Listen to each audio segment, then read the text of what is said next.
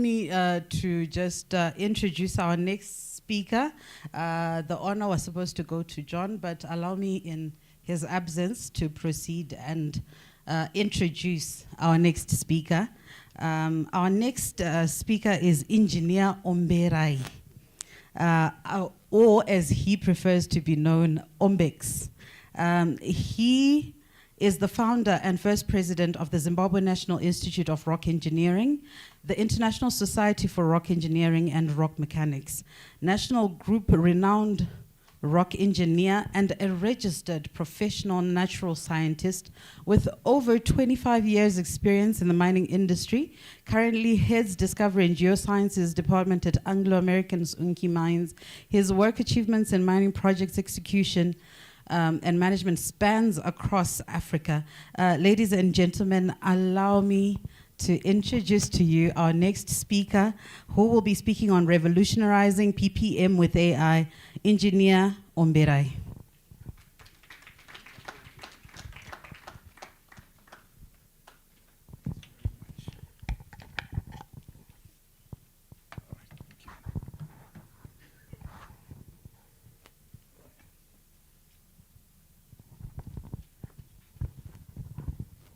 Yeah, very difficult to speak when people's tummies are full, eh?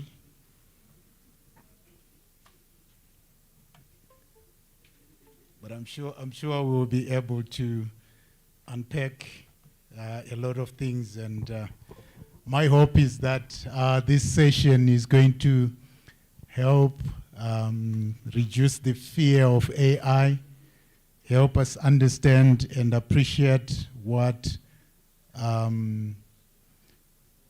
role AI plays in this world and in the world of project portfolio management. I chose project portfolio management for a specific reason, because that is where the strategic aspects start, and that is where projects normally fail. So I'll try and unpack. I'm not going to be very academic about AI. I'll give you what it means on the academic side, and I'll break it down to say on your day-to-day as a PM or project manager, what does it mean, and what is it that we're talking about.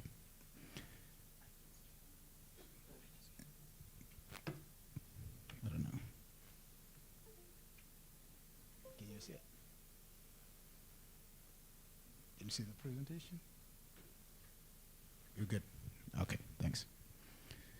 Probably just on a lighter note, you know, there's something that I've always enjoyed in my life. It was watching people at a train station, you know.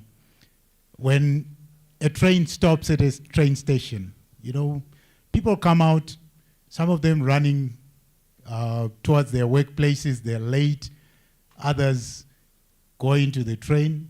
So at a train station, a train stops, right? Let's go to the next one.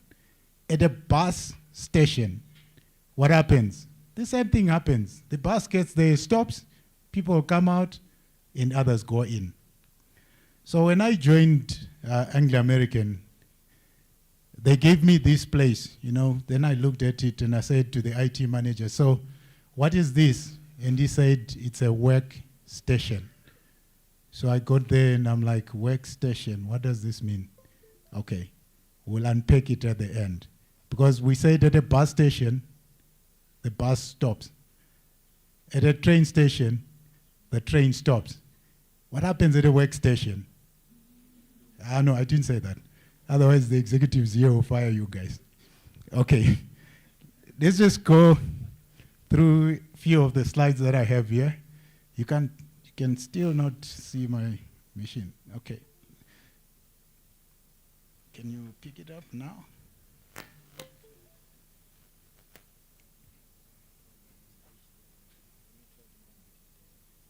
Okay.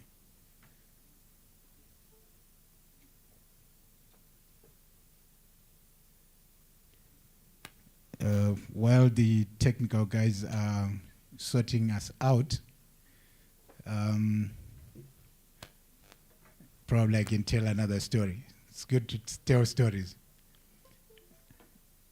I hope it comes up fast before I have to make a commitment to tell a story that I don't have.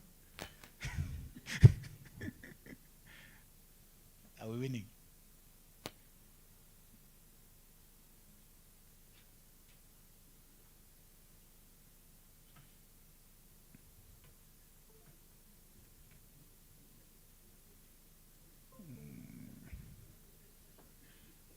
Oh, okay, good.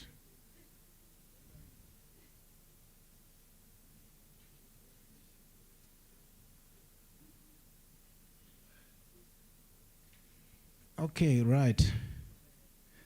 Right. I'll start off from here. What you see there is a property that one billionaire that probably some of you know decided to buy. This is basically just on decision making. They decided to buy this property. The question is, why did this billionaire decide to buy this property? And this property, he was charged tens of millions of dollars. If you look at that picture, can you tell why he decided to buy this property? Think about it. Don't worry, I'm not asking you for the answer now. But be as it may, he paid tens of thousands, tens of millions of dollars. So behind that house that you see there is a huge vineyard, over 500 hectares of a vineyard. Behind the vineyard, there is a winery. So what am I saying? I'm basically saying what meets your eye, if you make decisions based on what meets your eye, you're going to miss out on what sits behind what meets your eye. So Recording in progress. How does that talk to AI? So because we've got a huge data lake that sits in this whole world, the project management has been going on for a long time. So there are huge databases. So AI helps you unearth a lot of the things and it brings it to the fore. So where you are going to make a decision based on just a little bit of information that you can see in your Excel spreadsheet, the tools that AI brings make you see the vineyard that sits behind the Excel spreadsheet, makes you see the winery that sits way behind what you can see with your natural eye. So data in itself can now be mined. You can mine data. You can now go and dig what happened before so that you can make huge and better insights. So you cannot just think what you can see from the little that you can analyze with your spreadsheet. You cannot think that that's the best decision, because your decision might be made from very little information or insufficient information that will make you make the wrong decision. If you are going to be asked to pay tens of millions of dollars, you're going to refuse to pay for this, definitely. But if you'd see the 500 hectares of vineyards that sit behind it, if you'd see the winery, this is actually Frank Lechen. Those that drink Frank Lechen, this is the place. That's where that wine comes from. And it's a renowned brand. So there's a lot that the billionaire was buying. Probably just to preempt, what I'll do is I'll take you through a small journey on data analytics, a small journey on artificial intelligence, a little bit of PPM, and then we try and link it and bring it home and say, what does it mean for the people in this room? What do you need to do? Where exactly do you fit in? How does AI influence what you're going to do tomorrow? And where have you been using AI without noticing that you're using AI? And how do you go on to embrace tools? I'll talk to slightly more tools than what Prof talked about. Interestingly, I saw some of the slides he put up there. We prepared these presentations independently. And some of the slides, you're going to see slides that look alike, but the content is just slightly different. But that's what these brains and AI can do. Right? Just talking about data, I think I've said you can now mine data. We view data now in the digital space as an ore body. The same way you mine minerals, we now mine data. We now can go into a data lake and pull out what we want and leave what we don't want. And companies have huge amounts of data. I'm glad we've got financial institutions here. They are hubs of a lot of data. But yeah, I'll tell them some secrets at the end. Right, there's an animal that people call an algorithm. That thing is not anything that you need to be scared of, this algorithm thing. Basically what is being talked about in layman terms when we talk, it's a big word, but that's all what this thing means. So it's not something to be scared of. So if you look at that image there, this is what the people that write algorithms do. They've got all these mathematical calculations they generate. We don't need to be worried about them because this happens behind the software. But all we need to understand is what an algorithm is. It's something that the programmers write that is going to allow me to cluster things. So they will give me a button, which when I click, right, it will go and run that thing that they call the algorithm. And it will search for things that are alike. I'm sure we all, let me give you a good example. Have you been to Amazon website? Takealot website?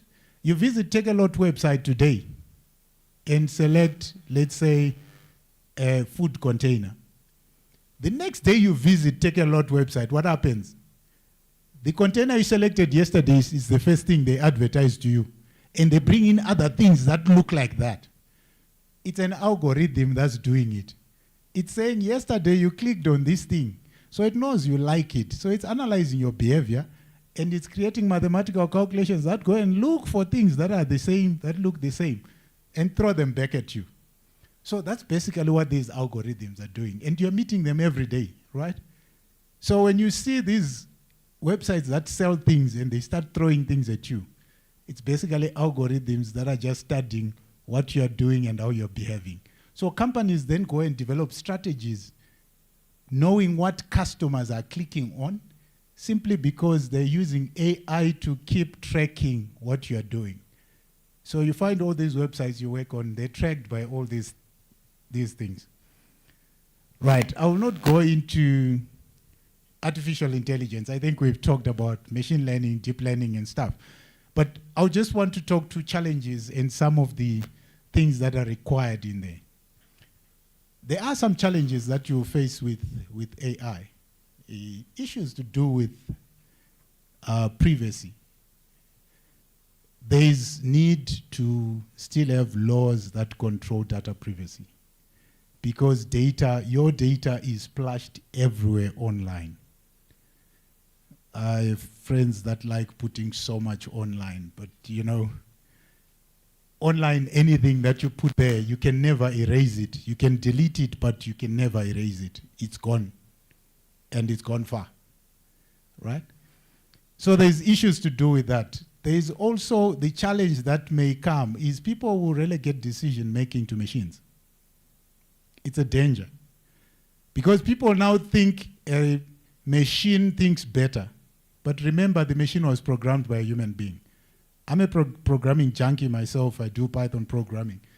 And I've written programs that, I was telling my colleague here, I've written programs that at times have failed to achieve what they were supposed to achieve and achieved something else. So, so programmers also make mistakes, but there's also checks and balances in the programs that we then publish. But it's something that you need to know that is a challenge and a risk, right? And we also need to appreciate that, you know, there is need for machine. In these, you remember when I talked of machine learning, there's a need of practice, so that the machines can do it well. If they are not given enough practice, they will not do it well. The same way we did with that workout in the morning. It's practice. Those that did it in the morning can dance samba tomorrow, okay? Good. I will not go into this slide. I think we have covered this in quite some detail. I want to just delve into a little bit of PPM. I know I'm not the guru of it. I know the gurus are seated in here. But I just want to touch on a few insights that will link to the way we use AI. And those are the things that I'll just touch on. Definition, I know a lot of project managers understand that when you're talking portfolio management, you are now talking about, this is a management process, centralized, where you're trying to look at the method and technologies of actually looking at all these projects, you're putting them in a basket, proposed and current, and you are saying, what makes business sense? What is it that we are going to do as part of our strategy? I really enjoyed the ZB presentation. I loved the fact that they pushed project management to the level where it's supposed to sit, which is at executive level. Because what we're talking about here as portfolio management, it's actually a strategic decision-making process. Because it's strategy, it has to sit with the people that do the strategy for the organization. So it has to be at executive level. And when you look at it, because we are now involving senior leadership is not going to be interested in too much detail. So at that level, things need to be broken down, right? Things need to be reduced to the high level. And what does that do? It then helps executives have an oversight of what's going on within these projects. And we'll talk about how AI is enabling, by having the correct tools, how AI enables you to be able to have these oversights. The importance of PPM in the strategic business planning processes cannot be overemphasized. It's critical because you need to align the business's resources. Businesses don't have infinite amount of money. They've got limited resources in terms of money. So you need to put your money where you get the most value. And you need to look at where are we going to get traction. Previously, I talked about projects that can be roadblocks to other projects. Which projects are you going to run that are going to be in sync? And you also want to prioritize these projects. Which one do I start with? Do I start with project A, project B, or project C? If you don't get that order right, it might jeopardize the whole process. So we'll talk about how AI can come in and help you do that process and what tools are available already on the market that will help you do it. Let's talk about challenges. What are the challenges in just doing PPM the usual way, the way that we're used to doing it? You find that the real world is changing fast because of these technologies that we have now. The real world is changing fast. You find that traditional PPM is not going to change as fast as that. So you need a tool. You need AI tools to allow you to change that fast. Processes of trying to find which portfolio for us to put money in, how are we going to allocate resources, take time. Time consuming. They chew time. So, and it can lead to delays. And we also know organizations, we've got bureaucracy. Eh? If it doesn't come to me, it will never pass. You know, that kind of arrangement. And so will say, because I was not consulted, then it's not going to move. I'm sure you know those behaviors, and some of us do it here. Okay. Then we know. Because we said this world is changing. There is innovation. Things are changing much faster, right? And why do we need to move? Because we know automation is becoming a key aspect of our day-to-day life. If automation is becoming a key to our day-to-day lives, I always tell people, you know, when these phones came into this country, I used to carry a 2110. You know, that phone was huge. It was big. And it had buttons like a jersey, you know. Our jerseys all way back used to have buttons. And this phone had buttons on it. You know, when people talked about bringing in a screen that you would touch and it would move, it didn't make sense. but that's what disruptive technologies can do. Now all of us swipe things, and children born today, you can't tell them that phones had buttons. They'll tell you that doesn't exist. That's crazy.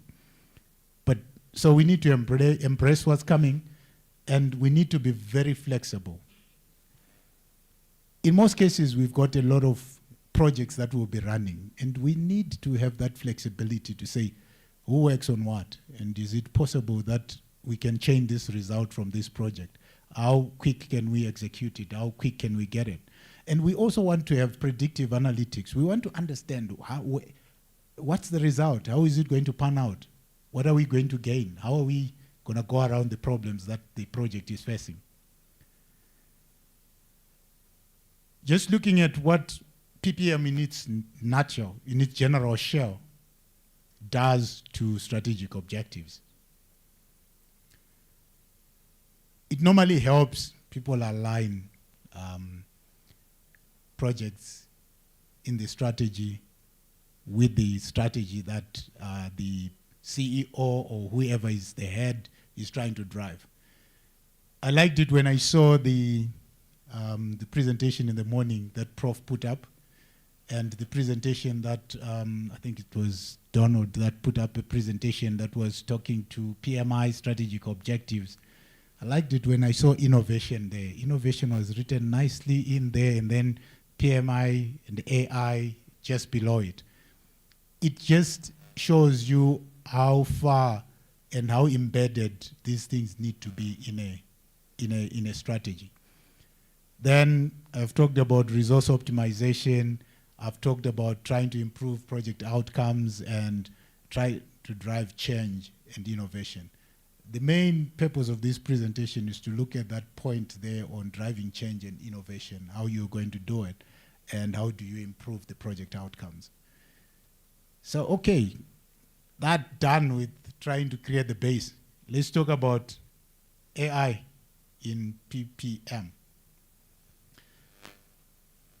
The bulk of these softwares that I've seen on the market, they utilize data analytics and machine learning. Bulk of them utilize data analytics and machine learning. And when you go deeper into some of these softwares, part of this software, you just realize that all they are doing is they are streamlining processes so that you can make decisions. So the future of a project manager, let me preempt what I'll talk about when I talk about going into the future. The future of a project manager that I see from an AI perspective, I know a lot of you are scared it's taking our jobs. Your job is not to read that Gantt chart. I think we need to appreciate that that is not the job of a project manager. A project manager, as far as I'm concerned, is supposed to be a decision maker on what makes biggest value to invest in terms of a project.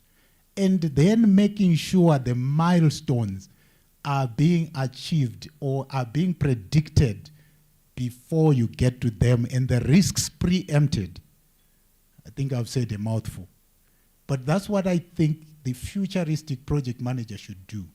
How do they do it? There's all these tools that they will use to do what you are doing now. So embrace it now and start traveling the journey of operating yourself to get to that level. It's not going to take to replace you. Like I liked the previous presentation. They said it's going to replace all the basic things. If it can be digitized, it will be gone.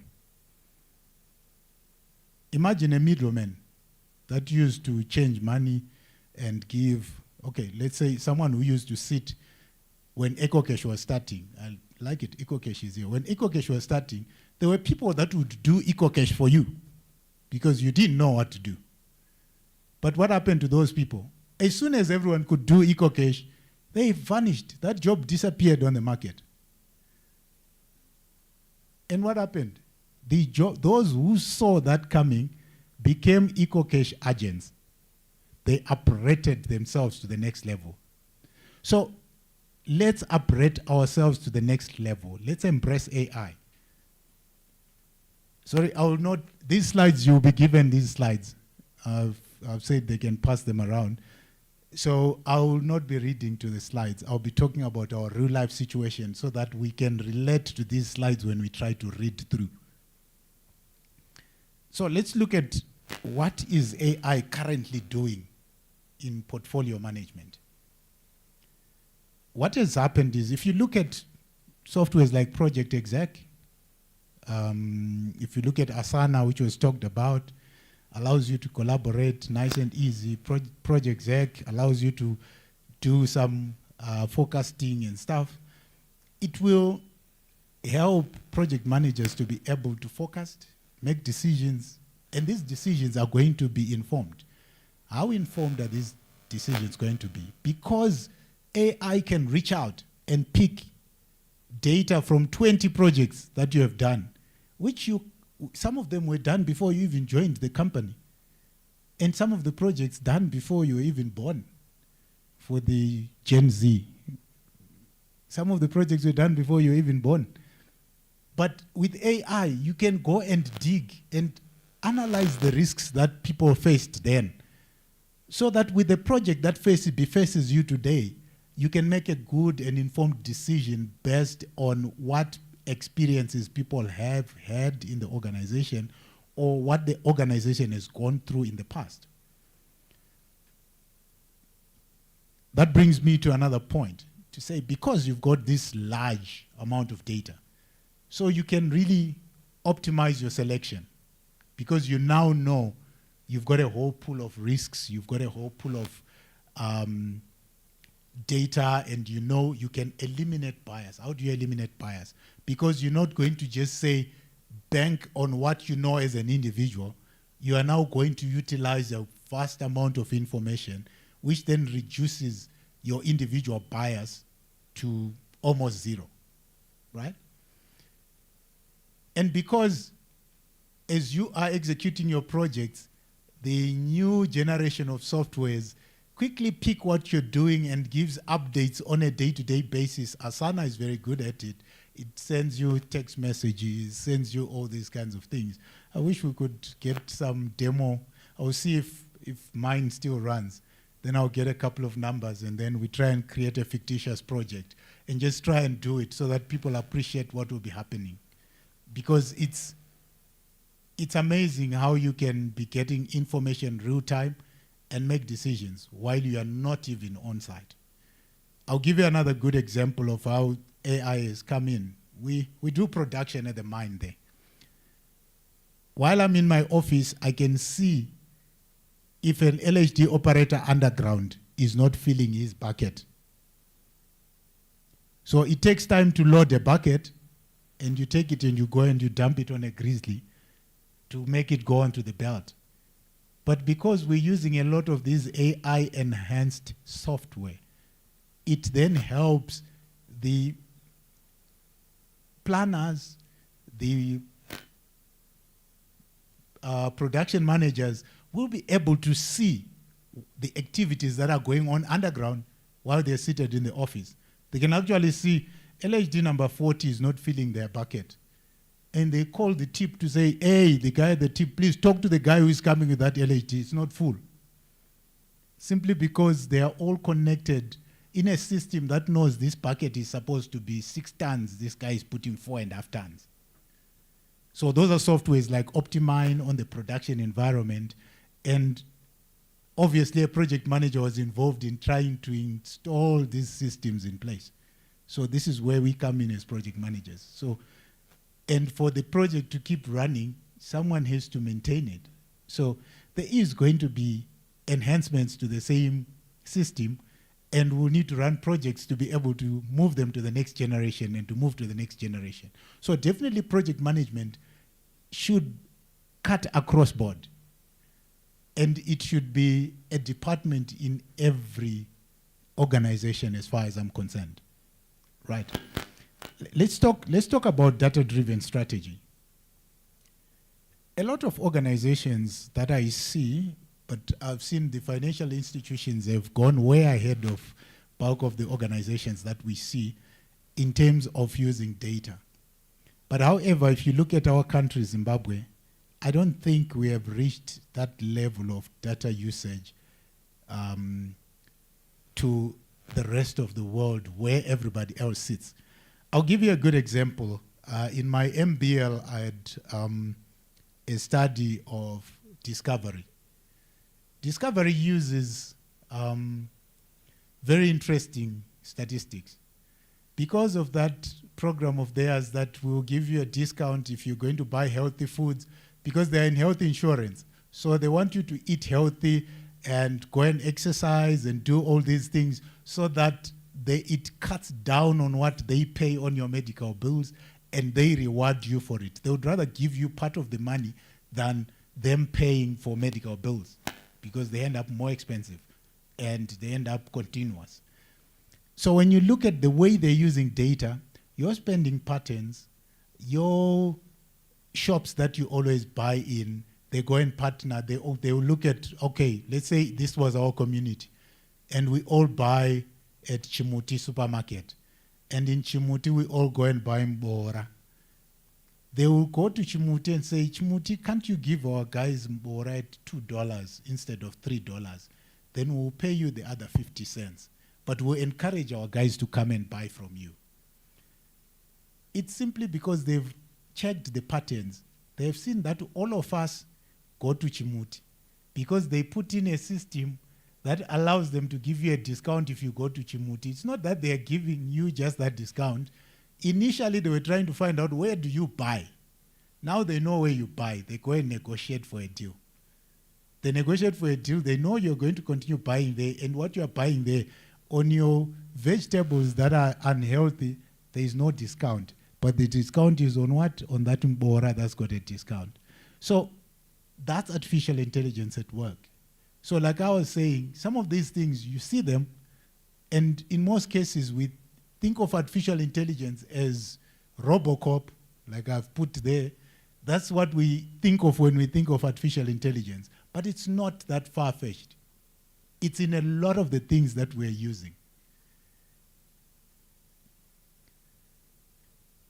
So let's just talk about these, some of the examples, probably just to acknowledge some of my sources. I'd like to acknowledge Udacity. I know it's online. That's where I did my nano degree in AI. And Accenture Academy, I do a lot of work with them. The University of Zimbabwe, where I lecture at MSc, they're also part and parcel of some of the things I'll talk about. We have had quite some interesting things. I've just picked a few there.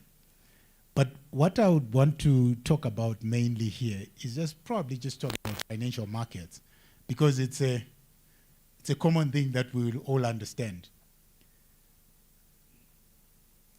There is a lot of risk when you try to invest in financial markets.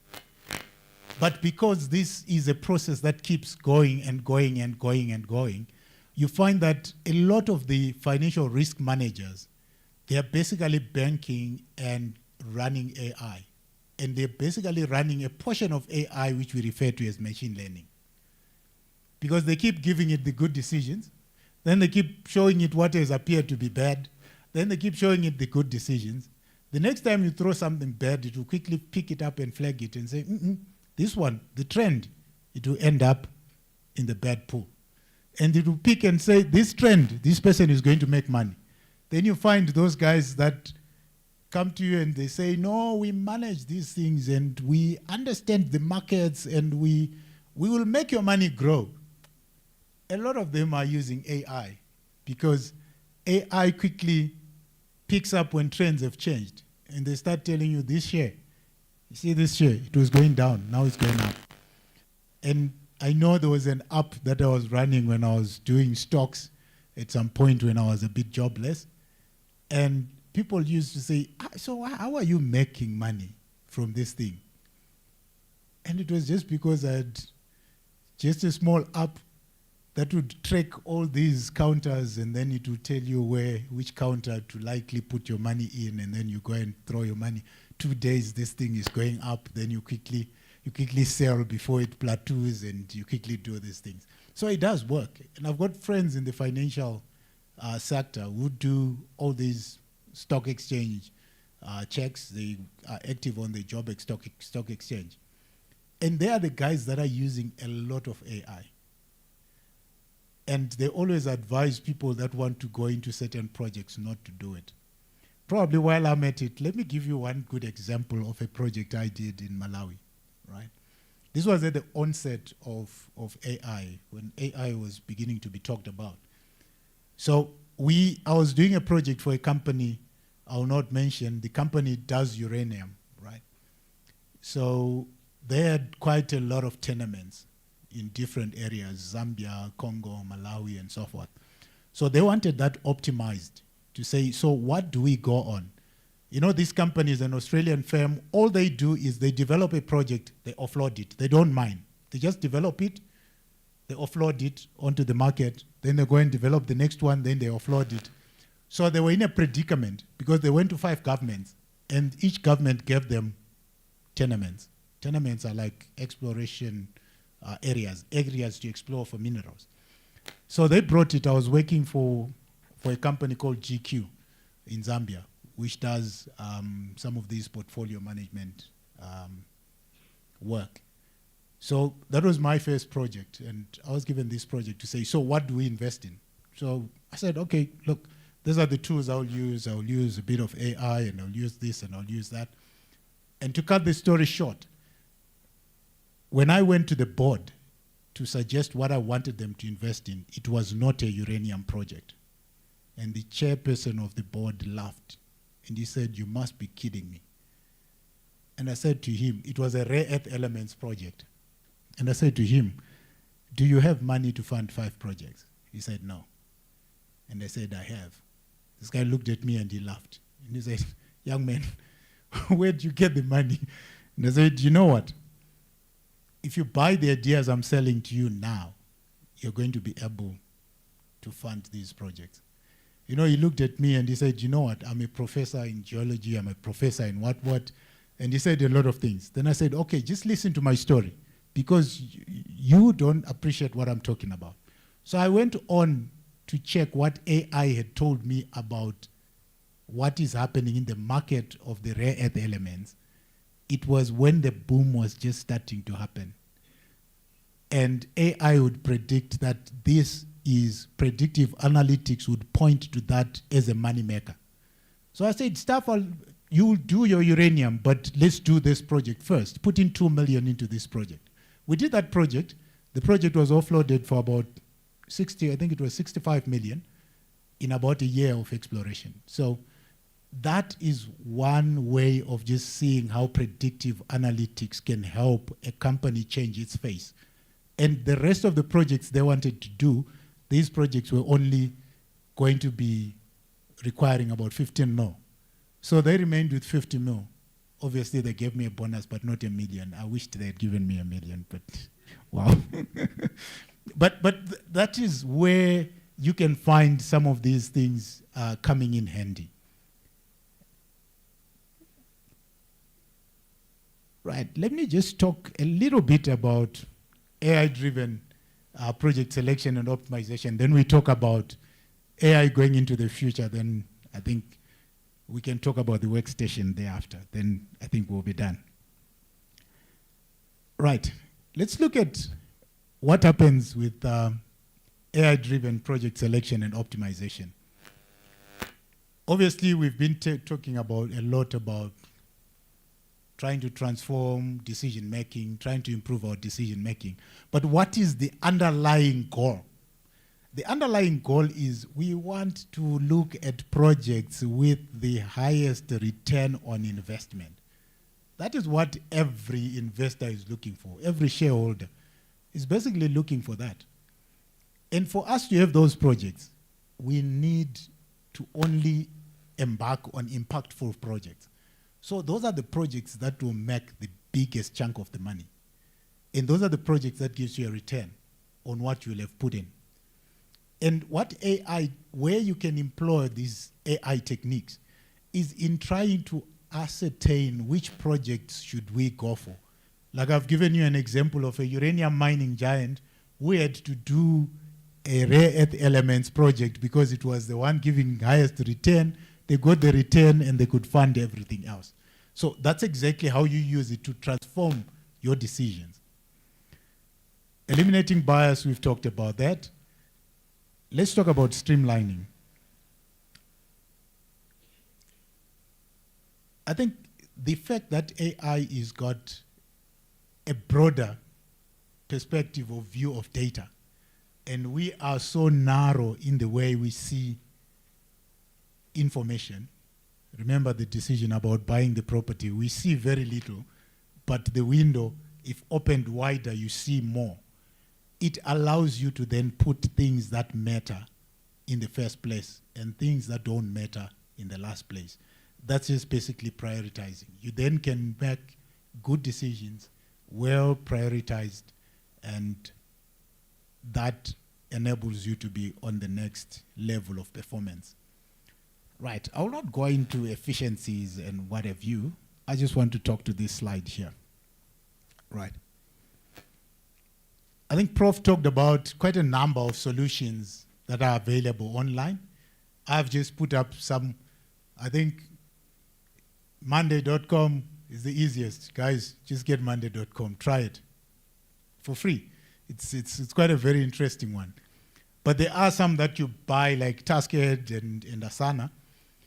They are real-time collaboration tools, as previously highlighted by Prof. Sends you text messages, sends you SMSs, sends you WhatsApp messages when things are being updated, gives you real-time updates of what's going on a project. So you don't need, you can actually run a project that's in the Congo while you're here because you will have timely updates. Then we look at programs like ClickUp. ClickUp, that's an AI-powered assistant, and it can help you automate workflows, and it can help you streamline some of these workflows. But I want to talk about some of the things that you use every day. I had the opportunity to sit with one Chinese guy, I think that's about 2 weeks back. This guy was in a meeting. He was speaking in Chinese using Teams, and everyone was hearing an AI assistant talking to them in English. And that's Microsoft Teams for you.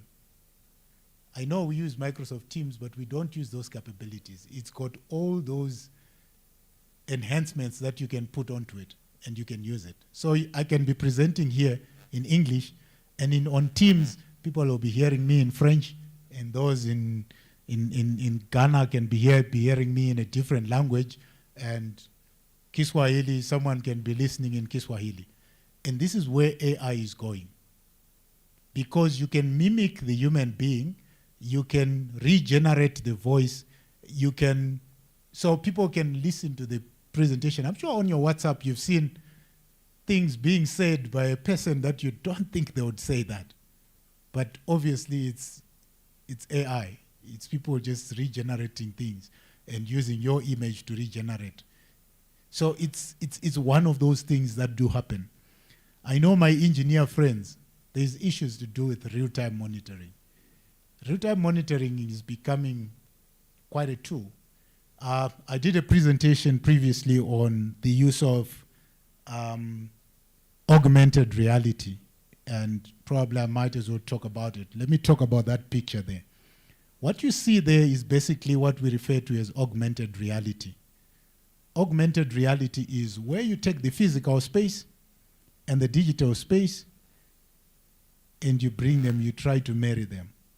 The virtual space and the physical, you marry them. If you look at this guy here, he's looking at a real armature of an electric motor. That's real world. And he's a real person. But he's wearing Google glasses.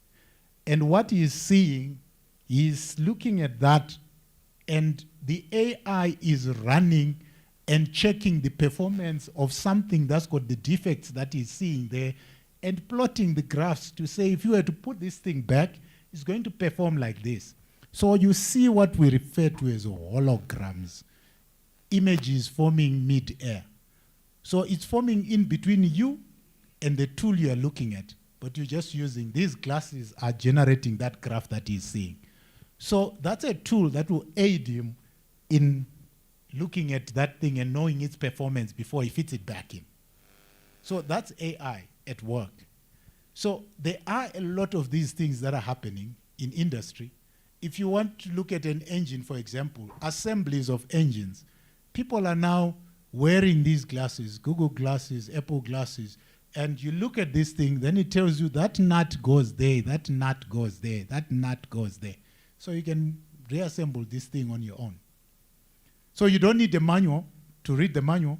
The manual then becomes a digital manual, which sits between you and the object, and you can pull this manual out of your face to work on the object. If you're now not seeing what you want and not achieving it, you drag it back in. So it's one of those things that are coming up, and that's AI. It's available. It's tools that are there. Then I'll not go into a lot of the project management efficiencies where you can use Nuclino, Confluence, and those types of tools. So there's a lot of tools. It's not just these. It's not just those that are available that you can use to manage your Gantt chart, to manage your process flow, to manage your day-to-day project work. There is a lot more. If you go out there searching for it, you will find there's a tool made for what you want to do. And a lot of the times you're spending more time doing work that a system has already been built to do that work. I liked it when you talked about writing paragraphs and what have you. It's things that people do, but I don't think it should still be done, that you keep writing hobos of these paragraphs. You just need to ask AI to generate it, then you convert it to your life situation and you paste it. Then you're done. Please go and Google Professor Kaku, K-A-K-U. I wish probably if we get time at some point, I'll play his video where he talks about computer chips being cheaper than garbage. I'm sure some of you have seen it online. I'll find it and I'll try and post it so that they put it on the group on WhatsApp. He principally explains that students nowadays will get to a point where they don't need to cram what you tell them in a lecture, because they will wear contact lenses and they'll start browsing the internet from their contact lenses in the exam. So you will not be able to block them. And that's coming. The technology has been tested. They have tested growing a liver in the lab where they cut a piece of your liver and they do generative medicine, and it has revolutionized the medical industry. And they're changing a lot of things. And there won't be any rejection mechanism because they're growing it using yours. So it's amazing what is happening out there, especially in these high-tech environments and things that are happening. So guys, let's talk about the future. So what is the future? Where do we sit as project managers? Do we still have a job or we don't? Let me tell you, you still have a job, but only if you keep upgrading yourselves. If you don't, you know Kodak used to make cameras. Okay, do they make cameras anymore? Those films that we used to go and get them washed and then we hang the small images. Everyone has got a camera now on their phones. So Kodak died a natural death. So if we don't embrace this thing and move with it, we are going to be pushed out of the system. But yet, a project manager in 5 years' time will be earning double the amount of a project manager now. Why? You use the Patterson system for grading your jobs, and it's based on decision making. And project managers will sit at a higher decision making level than they sit now, because everyone is beginning to realize that to implement these disruptive technologies and anything else, you need to run projects, and you need project managers. So those who will strive with it and learn are going to sit in a good space, and there'll be money. But those that decide to ignore it, guys, I'm sorry. That's what it will be. It's unfortunate. If you go on the net now and type cyborg engineer, you are going to find so many jobs on cyborg engineers. What are they? These are robotics engineers. And that just tells you where this world is going. We never used to have anything called a cyborg engineer online. Not at all. Cyborgs were scary things, but the cyborg engineer jobs, you can Google them on your phones. There's cyborg engineering jobs online. So those, when a new job comes online, grab it. Right, let's go back to our workstation. So guys, those going into the future with project management, embrace AI.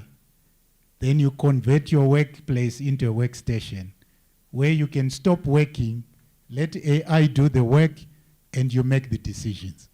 Thank you. Thank you very much, Engineer. So we're going to take the next 5 minutes for questions. And just to acknowledge our sponsors, ZB, who will be sponsoring this question and answer segment. So first question for Engineer. Thank you, Engineer. I have 2 questions. The first one is, what are the potential challenges that we are likely to encounter as project managers as we embrace AI? That would be my first question. Then the second question is, how do we as project managers deal with ethical issues that come with AI? Thank you. Okay, thanks very much. The first thing is, I think your first challenge is getting rid of the fear. It's the biggest hurdle. You need to embrace AI as a tool that's going to come and complement the work. The first hurdle to cross is trying to eradicate the fear that people have of delving into AI and thinking that AI is something that's far-fetched when you're already using 60% of what you have on your phone is AI. Just looking at your phone and opening it with your face, you're using facial recognition, that's AI. So there's a lot that you're already using, so we need to embrace it moving forward. The other challenge that you face as project managers is currently some leadership in some circles have not fully embraced the use of AI. They see it as a waste of money to embark on this software. This type of software at times, initially it used to come at an arm and a leg, but there's a lot that's now available at affordable levels. Your challenge would be creating that space where people can go and want to work in this software. A lot of the people want to do it Fanika Zulu, which is the main difficult thing to get rid of because they think they are going to be Gantt chart readers for the rest of their life. It's not going to happen and it's not going to work. Asana can read these Gantt charts and tell you something is going wrong. So, like I said, we need to migrate from being the people that just use the data to people that make decisions based on the data. And the other thing is you've got a lot of ethical issues like you speak. But however, like we said, with artificial intelligence, what we're trying to do, we're trying to mimic what you're going to do. I'll give you a very good example. In China, if you can Google it, there's a Chinese company, just Google Chinese company with an AI CEO. So there's a company, I'm forgetting the name in China, which is being run by a computer as the CEO, and it's a test phase of a company. And they said it's doing very well. You can Google it, it's there. And they're doing, that's the test case. So even the ethical issues that we think are difficult to deal with, you can just consult AI and AI will be able to tell you how others have dealt with it. Because it will talk about Ghana, Singapore, everywhere. And it will tell you in this jurisdiction, this is how you deal with it. I'll give you a good example, preempting what Professor Kaku says in his video. He says there is going to be what's referred to as robo-lawyer. Robo-lawyer understands the laws in every jurisdiction. And he says this is a revolution that's coming where it's not going to take away lawyers, but it will aid lawyers to make their decisions. But if you don't have money, you can consult robo-lawyer and get a defense for yourself. So in terms of ethical issues,